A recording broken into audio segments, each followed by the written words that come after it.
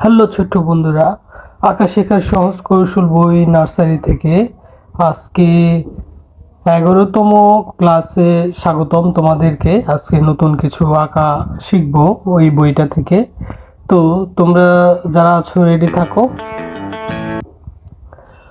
তো আজকে নতুন কিছু শেখার মধ্যে আমরা কি নিয়ে আলোচনা করব। আজকে দেখব কিভাবে সহজে ছাতা আঁকা যায়।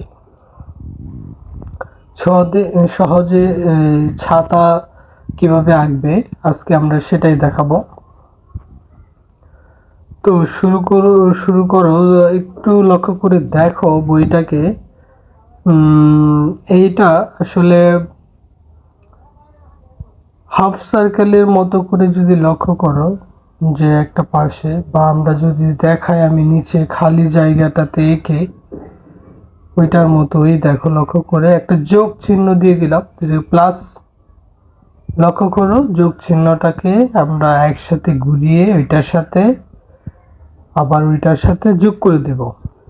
তো মাঝখানে ডট দিয়ে দেব। অনেকটা দেখতে পাচ্ছ যে এখানে দেওয়া আছে, এটার মতোই শেপ। তো এখন এই বিন্দুগুলো যে দুইটা দিয়েছি সেখানে লাইনগুলো এঁকে দেব।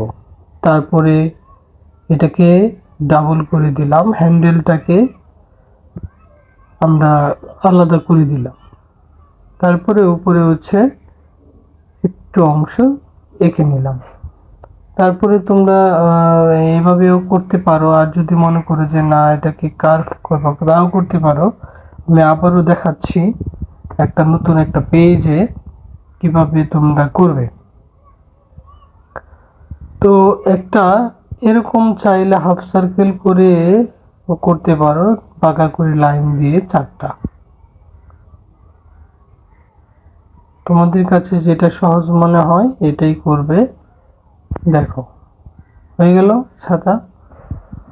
এভাবেও করতে পারো।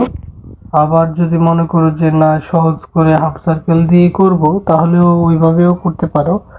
আর তোমরা যেহেতু অনেক ছোট, তোমাদের কাছে এত জটিল করে আঁকার দরকার নেই, খুবই সহজ করেই আঁকো। আগে এরকম সহজ করে এঁকে ফেলো। এবং কালারটা যদি দেখাই, সেটা তোমরা বই থেকে দেখে দেখে করে নেবে। লাল, সবুজ, হলুদ, নীল, অথবা তোমাদের ইচ্ছে মতো কালারটা করে অবশ্যই জানাবে। আবার আজকের ভিডিও কেমন লাগলো অবশ্যই জানাবে। পরবর্তী ভিডিওতে আমরা নতুন কিছু শিখব। ভালো থাকো। আল্লাহ হাফেজ।